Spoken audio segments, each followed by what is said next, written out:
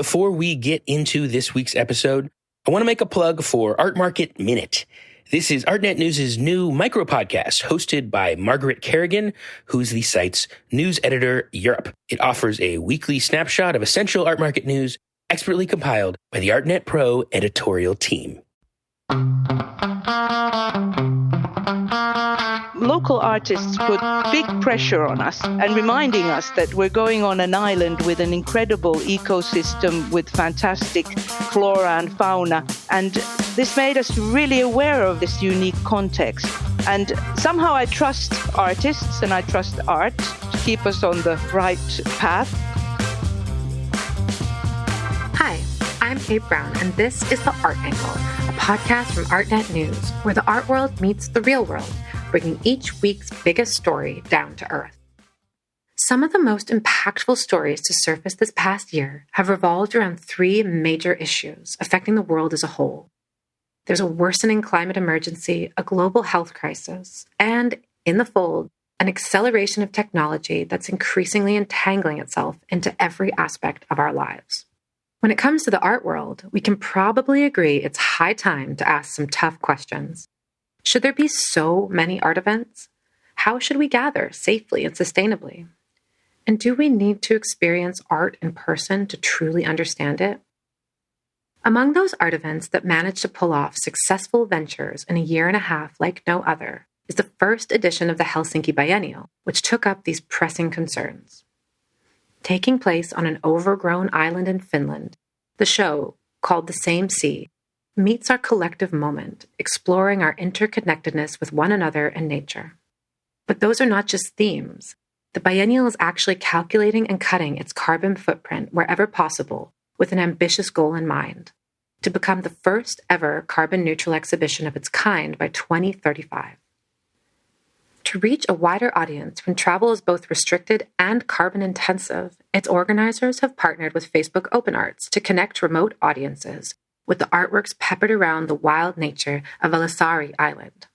I'm pleased to be joined by Maija Taninen-Mattila, director of the forward-thinking Helsinki Biennial and the Helsinki Art Museum, and Tina Vaz, head of Facebook Open Arts, to learn more about the process of greening a biennial and how technology can be used to bring us closer to nature in meaningful ways. So thanks so much for joining us on The Art Angle, Maija and Tina. Welcome. Thank you. Thanks for having us. Thank you. So, Maija, I just summed up the Helsinki Biennial in a few words right now, but you've, of course, been deeply involved with this newly inaugurated art event from its inception. So can you give us a rundown of the exhibition, its aims, and its themes? The title of the first exhibition is The Same Sea. We've only got one sea on the planet, and it surrounds and connects us. And every action and being is interconnected.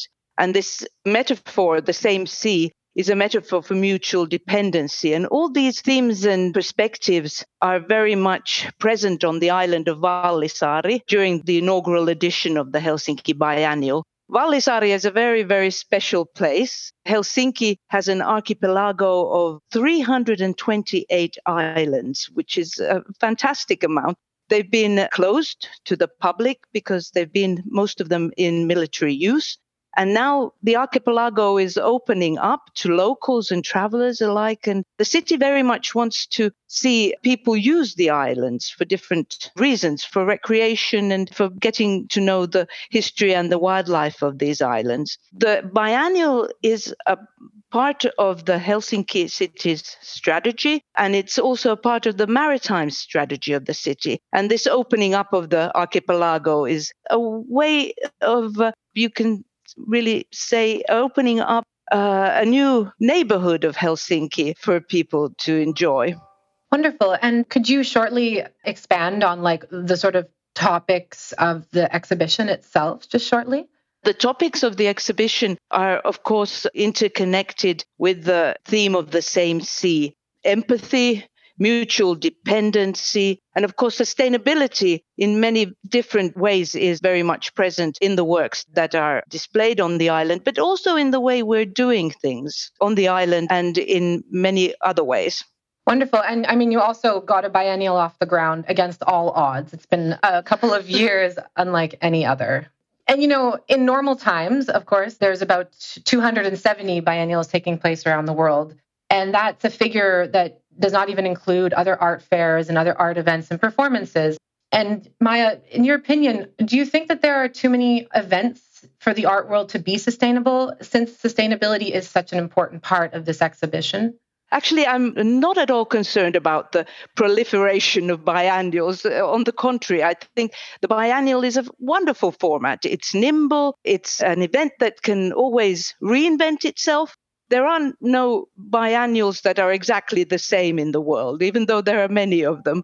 And I see the future of the Helsinki Biennial as very, very positive in the sense that we can do things differently every time. And when you think of sustainability, I think that the biennial can really do things differently in a sustainable way, very much easier than museums, for example, can, and big institutions and organizations. We're tied down to a lot of rules and regulations that are part of the museum world and the way museums act globally. But a biennial can set standards for itself and goals for itself in a different way. And it's been wonderful to do the first inaugural biennial, taking into consideration such things as sustainability, because it's made us all very much aware of doing things differently and trying to incorporate these new practices into the work that we do here in the museum. Right. And of course, you wrote a fascinating op-ed for us in the spring in which you outlined a bit more about how the biennial was undertaking this mission of making itself sustainable. You talked about all kinds of different tools that are available to track carbon output. Can you explain a bit what kind of work the biennial did that really set it apart from any other biennial before it? I think that one very important thing we did is hire an eco-coordinator. She's been working with us all these years, and we have used the eco-compass, which is a tool developed by the Finnish Association for Nature Conservation, and it has 10 environmental criteria that we must comply with to get this eco-compass certificate, which we did in the end just recently. And it's been a good way of monitoring our actions from different points of view. One, of course, is in a very important aspect is our carbon footprint, which we've been very aware of. And I'm not saying that we've done everything right, but we've tried very hard and we've become aware of things that we can do differently. And by monitoring, I think we'll be so much wiser the next time round when we start to plan for the next biennial. In addition to the Eco-Compass tool, we've done things differently. Making the islands accessible digitally is one very important thing for those people who can't travel to Helsinki. And especially this year, they've been able to join in different digital ways. One thing that surprised us very much was that the island next door to Vallisaari, the island that we're on, has a map that they print out for their visitors. And this has turned out to be the biggest source of garbage on the island. So we immediately, when we heard about this, we decided that we will not do printouts. The things we have printed will be sold. People don't usually throw away things they've paid for. We're doing the maps and the information digitally. You can access the background of the works on your mobile phone. So all these small things, minimizing transport of works from overseas was one way, cutting waste of building materials for exhibitions, using Skype rather than travel to communicate with international artists and partners. Of course, all these things, they sound small actions, but when you put them together, they have an impact. And this is something that we'll be really interested in looking into the information that we're getting through the Eco-Compass when the event is over and really seeing what kind of a carbon footprint we left this time and how can we make it smaller the next time. And I'm sure that the partnership with Facebook Open Arts is helping with the digital outreach that you've been able to have in lowering your climate impact. And I want to ask Tina about that in a moment's time. But first, for those who may be hearing about Facebook Open Arts for the first time, could you explain what kind of work the company's art division focuses on? Facebook Open Arts has been around for about 10 years in various forms, and we empower creative communities. We do this by programming art for Facebook spaces, products, and experiences, by which I mean we work with artists to commission site-specific artworks for Facebook offices around the world. We've worked with about 900 artists over the past 10 years. Particularly in the last year during COVID, we have pivoted much of our work digitally and are commissioning artists for work in product. We also organize creative experiences for Facebook employees to engage in any number of creative practices. And finally, we partner with external collaborators such as the Helsinki Biennial to bring that mission outside of Facebook's walls. Wonderful. And so can you tell me a bit about the partnership that you've undertaken together? Well, I had occasion to be in Helsinki in August 2019, which was shortly after I started at Facebook. And so I think I got a really early preview of what was planned for the Helsinki Biennial. And Maya took me on a tour of the island at that time, and we had a beautiful picnic lunch. And at the time, it was really conceptual. The island itself was in the process of being prepared, really, to host this event. But it was very early days. But I really believed very strongly in the concept and the opportunity to be part of a first of its kind biennial. That's something that really aligned with our objectives, and really this idea of pushing forward what could be a new model for the art community. So I was really excited to be part of it from the beginning. We obviously went through many twists and turns. We had an entirely different program imagined from the Facebook side when we thought that the biennial would be presented in person as it was originally planned. And we went through a number of different iterations. But finally, where we ended up was, I think, a great example of how the world has sort of changed and how resilient we've all become over the past couple of years. On the Facebook side, we had to change our plans many times, not to mention all of the changes that Maya and her team went through. But I think where we ended up was in a really good place. And I'm only sorry that I couldn't be there to see it in person. Yeah, I wish I would have been able to make it as well, but it's been wonderful to follow it online. You know, speaking about new models, as you say, I'm curious how Facebook is considering sustainability in its own program and structure more generally. Like, as a technology company, how do you play a positive role in the cultural sphere with this?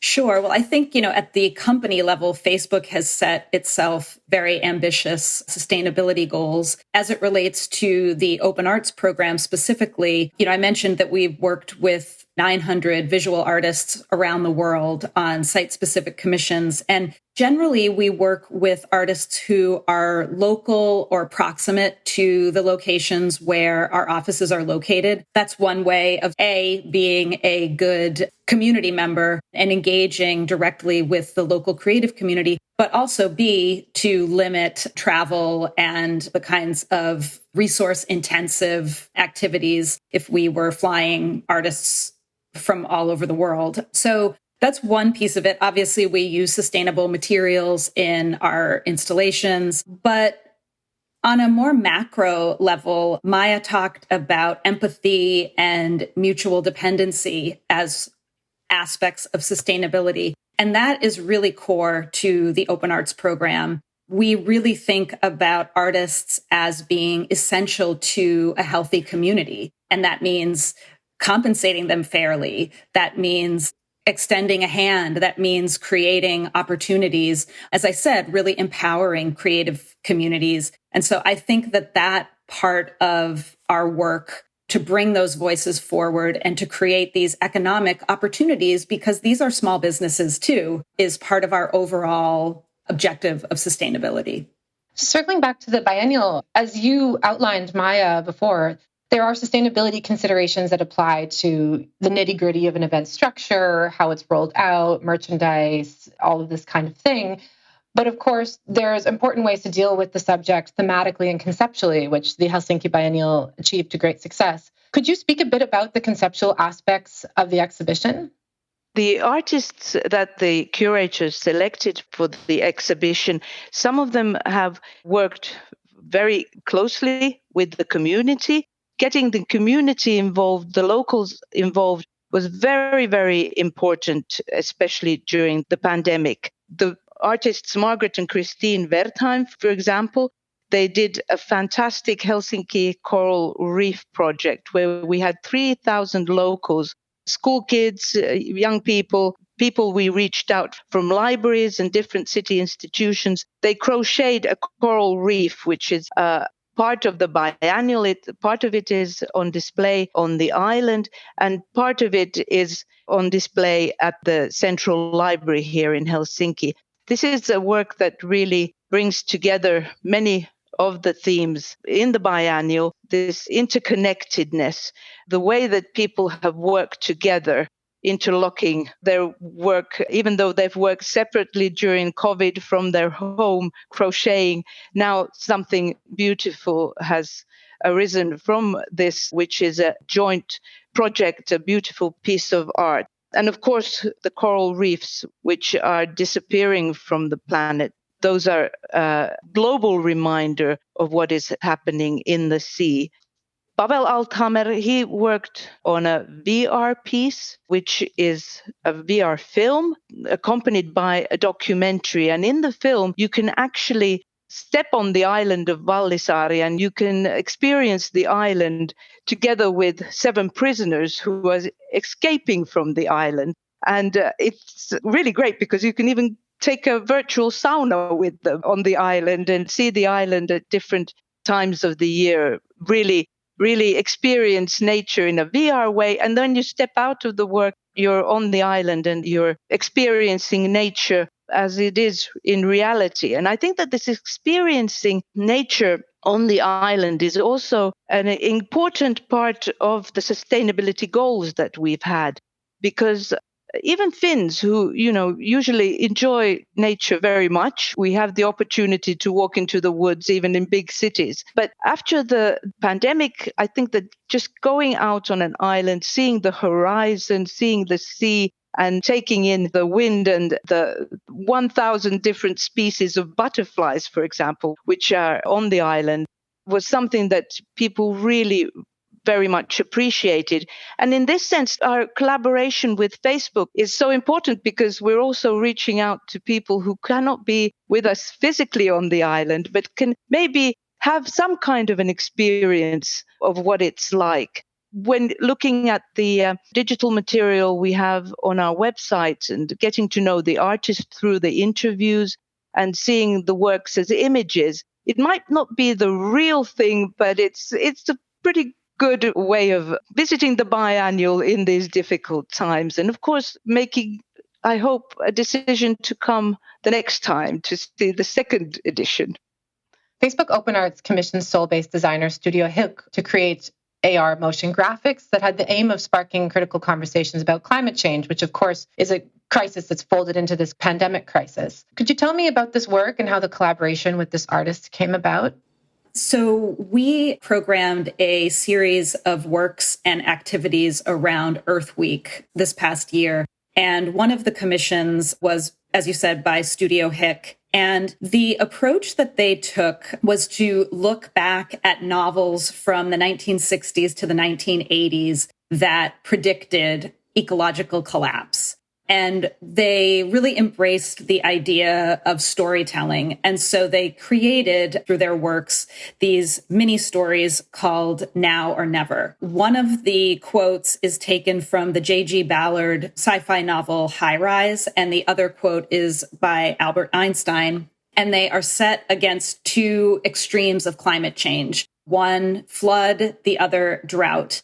And the AR filter has the effect of really creating this visceral reaction, an emotional connection to the work cracking in the case of the drought piece and flooding, melting in the other piece. And so when we had the opportunity to contribute to the biennial program, we thought that these works really spoke to the theme, not only the theme of climate change and the urgency of it. These are very urgent messages, not sort of feel-good messages around climate change. We felt that conceptually they fit the program, but also really spoke again to the way that we had to sort of shift our approach and that we could bring this digital experience to the biennial and in a way also give new life to a work that had been commissioned for another purpose.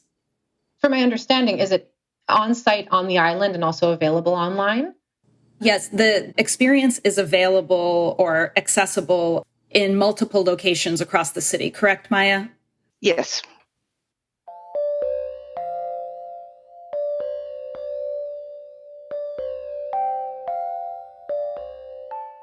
So on this note of digital versus physical experiences, as you were just outlining with that work, Tina, before you worked at Facebook, you worked at the Guggenheim, which is a major institution in New York. And I'm curious what you think about the acceleration of digital experiences in the art world. And as you've been sort of pioneering it with Facebook Open Arts, we're now, of course, flush in a new art world that's full of online viewing rooms, remote panels, conversations like this one, and streamed art performances. In your opinion, do we need a balance between the digital and the physical? And do you think one is likely to overtake the other? In terms of technology and what it can contribute or, what the balance of real and digital is, I think that one of the things we think about with the Open Arts program is that technology and social media have the ability to catalyze conversations, bring people together, give people a voice, introduce new perspectives. And these are the same things that art does. And so I think that they can be really complementary to one another. And so we think about how can we reach more and new audiences through technology, for example. I talked a little bit about during COVID, our program, which had been decidedly and intentionally analog based in the days before COVID, pivoted overnight to digital. And one of the ways that we've done that really effectively, as I said, is by commissioning art for products. And so we did a series of messenger backgrounds with 6 visual artists who have analog practices. So there was a really interesting interplay of bringing analog artists into the digital space and giving a new platform for their practices that reached far more people than we could ever do by just simply commissioning a physical work. So I think that relationship can be really complementary. That being said, I don't think, not yet, digital will not replace the real life experience just yet. But the other thing we are really leaning in on now is thinking about the metaverse and what is the role of art in the metaverse. Right. And for any of our listeners who are coming across that term for the first time, could you just shortly say what it is? The metaverse is essentially the embodied internet. So in the future, it will be a place where instead of being on this Zoom call, we can meet each other in the metaverse and it will be almost real. We'll be in our headsets and we will be able to display art in our spaces that we've designed, and we'll have a much more, still a mediated, but a much more realistic connection than what we have right now on the screen. A whole other topic that would be very interesting to get into at the intersection of art, for sure. Maya, the Helsinki Biennial created many digital offerings. So I wanted to put the same question to you. What is your view on the balancing act that is needed between the digital and the physical? And where do you think the intersection of art and technology is headed to, and especially at the intersection of culture? Which one will become the dominant form? Your question reminds me of an artist friend I have.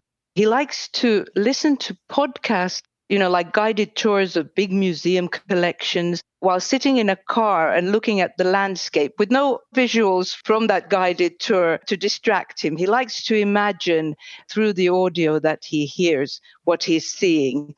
I've always thought of that as a good way of using digital and the real side by side. They're not contradicting each other. What is most important in encountering art and the experience that it creates for you. And I would not say that something is more valuable than something else that you experience as a different format. So I don't really see a contradiction in terms. And it's so surprising what things become important and valuable in different contexts and situations. Like Tina spoke of this pandemic that we've been experiencing and how that has changed our perspective so radically concerning looking at art, experiencing art, whether it be through a guided tour that we're experiencing digitally, or whether it's a VR experience or a podcast. I think that this has really enriched us in that sense, that we have accessibility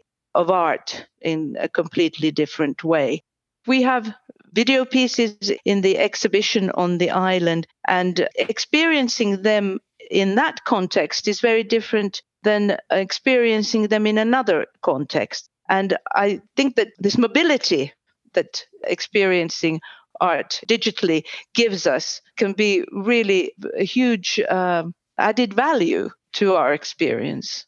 If I could add to that, when we think about the Helsinki Biennial, and as I said, from the very early days, I was really excited about the concept and the objectives. I think that it took on new and deeper meaning in the context of the pandemic. And likewise, art has been present throughout the pandemic. It's showed up since day one for us, whether it was people singing on their balconies in Italy during the very early days of COVID, or sidewalk chalk drawings when we were limited to how far we could go and where we could see art. And I think the ways that artists have responded to this moment have been innovative, but also really generous. I think about how Zoom concerts that aren't perfect, and maybe the internet's a little janky, but those were a lifeline during the days that we were stuck indoors.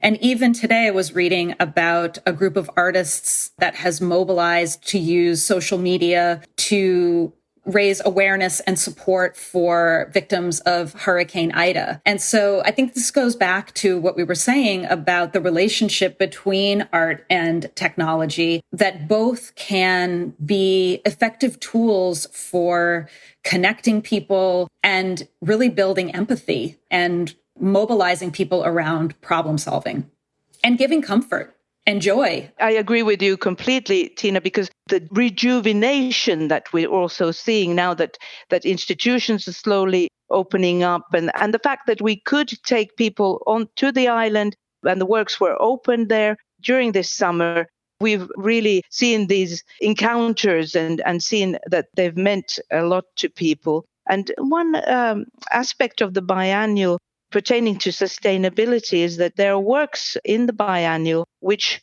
will stay on in Helsinki as public artworks, the two Alicia Kvade sculptures, for example. And people have seen them on the island. They've had their first night on the island. They've been Instagrammed. They've been spread on Facebook. The images are familiar now to people who have seen them during the biennial. And now when they have their second life on the mainland in different parts of the city, in neighborhoods as public art, I think that they will be much more appreciated.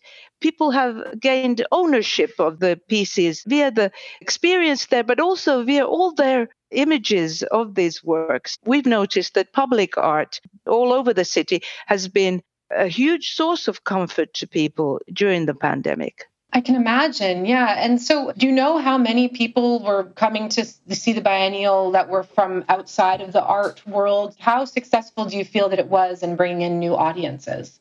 I'm very pleased with the outcome.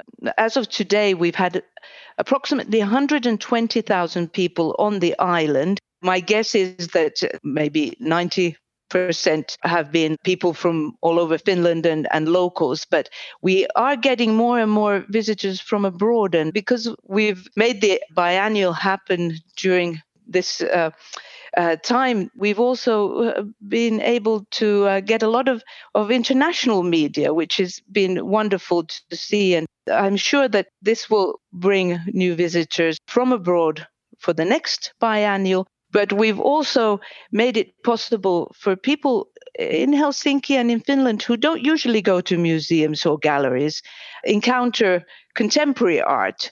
which I don't think they would have done in the same way and with the same intensity as they did. Coming to an island is maybe not so daunting as entering the steps of a big museum. The people that we've seen on the island during the summer, lots of families, young people, and you hear great encounters while, eavesdropping on people's reactions. A mother with her 2 teenage children was looking at Jaakko Niemelä's installation, which is a quay construction 6 meters high with a red roof. It's like a raft, really. And it spurts water that is pumped from the sea. And the kids were a bit, what's this? And what does this mean? And I heard the mother say, well, don't you understand? This is the reason why we eat vegetables, because the 6 meters that the red raft marks is the height the sea in Helsinki would rise if the icebergs in Greenland melt. This, I think, is the best way of making people really become aware of the themes of the biennial by experiencing them, by taking the time to talk about them, by walking in nature and really digesting what they see. And it's a social experience, which is also really valuable after being cooped up inside. Yeah, when it comes to sustainability, I mean, art can really reach out and touch you in a way that data can't, even the most formidable data. So it is definitely really important. You were just speaking about how daunting the art events can be. And that's, of course, a huge consideration in cultural institutions and biennials, how to sort of bring down these barriers. And I was thinking about how the island is sort of an intimate experience. It reminded me of how digital experiences are also quite intimate. So I'm curious from your end, Tina, how does Facebook's outreach work? How do you target audiences and how do you reach beyond these barriers through the digital experience? What we try to do with our partnerships in particular is to reach beyond our typical audience. So we know that on our social media following tends to be people who are interested in art or interested in tech. So the expected audiences. But particularly when we are working with partners, we look for ways to extend that both digitally and physically. So particularly during 2020, when museums were closed and we weren't able to go out and see art in the traditional way, we engaged in a number of community partnerships in San Francisco, Seattle, and Austin on public art projects, murals of messages of hope and resilience for these cities. In San Francisco, we worked on a project that brought murals to abandoned storefronts or boarded up storefronts during those early days of the pandemic. Likewise, in Austin and in Seattle, we commissioned large-scale public murals in locations around the city that were just a way of reaching people to say, there's hope, there is still art. And so it was through those community partnerships that we were able to extend those. Back in the fall, we engaged with 5 cities around the U.S. to raise visibility for voting and encourage people to register to vote. And it was a series of 10 murals in 5 cities across the U.S., but each of the murals included a QR code that took people to a voter information center where they could find information about how to register, where to vote. We're doing a very similar thing right now with vaccine information and vaccine education. And so really using art as a way of reaching out and as a way of delivering a message, and in this case, really life-saving information in the case of the vaccine education campaign. So important. Closing question that I wanted to address to both of you. We're in a time of, as they always say, such unprecedented change, and it's brought on a lot of challenges, but it's also really a great moment to reflect. And we've spoken about how the digital can transform culture. And I wanted to just sort of ask you at that intersection what you think the art world needs to address and change in order to really safeguard its future as we continue to sort of face this pandemic and this growing ecological crisis. Going back to something Maya said, the agility of the biennial model, I think, is a really good point because, as Maya said, you can sort of change this model and you can adapt it. It has a short lifespan or short metabolism before the next one. And so you can take the learnings and you can apply them really quickly. And having been on the museum side, I know that metabolism is slower and it's harder to make those changes. So I think that their new models and more nimble models are something that the global art community should really be embracing. And also, I think particularly for our program, we really think about the social utility of art. We've talked about it in a variety of forms today, whether it's climate change or whether it's reaching new audiences or whether it's providing comfort, building empathy. There is great social utility in art, and I think we should really embrace that actively and think about how we can help those messages be put out into the world, how we can amplify them, whether it's through these new models or whether it's through technology. And I think all of which contributes to a greater objective of just creating greater equity and making space for more voices. And this is something we are actively engaged in. You know, part of the reason we work with artists is that we want to bring their perspectives into our workspaces and into our experiences. We want to be able to see ourselves in our spaces, but also we want to see the rich tapestry of human experience that's represented by all of the people who use Facebook. And so that, I think, the more we can make space for that, whether it's in our products, spaces, experiences, I think that's what we can do to contribute to a more sustainable art world and more sustainable world over time. It's always really exciting to be a part of something new. And planning the next biennial is another new phase for us. And Helsinki has pledged to be carbon neutral by 2035. So that sets us a really concrete goal. And what we've learned, because this has been a huge learning experience, we'll be trying to use to make this really happen in the future, and by doing smaller and larger things. And for the first biennial, when we started to work on it, local artists put big pressure on us and reminding us that we're going on an island with an incredible ecosystem with fantastic flora and fauna. And this made us really aware of this unique context. And somehow I trust artists and I trust art to keep us on the right path. I think all we can do is to promise to do more good and less harm. Well, I just wanted to say thanks so much to both of you. It's been so inspiring to learn about your platforms and your work together. Thank you so much for speaking with us today on The Art Angle. Thank you. Thank you for having us. If you enjoyed this conversation, please join me for our panel on September 22nd, which will be available on our Facebook page. That's it for this week's episode. Thanks again to Maya and Tina for their insights. If you like what you heard, you can subscribe to the show on Apple Podcasts, Spotify, or wherever you tune into your podcasts. Also, please take a moment to rate and review us. It will help other listeners discover what we're doing. And if you have some feedback or maybe even a recommendation for a future episode, go ahead and email us at podcasts@artnet.com. That's podcasts@artnet.com. The Art Angle is produced by Sonia Manalili, Tim Schneider, and Carolyn Goldstein. Thanks for listening, and see you next week.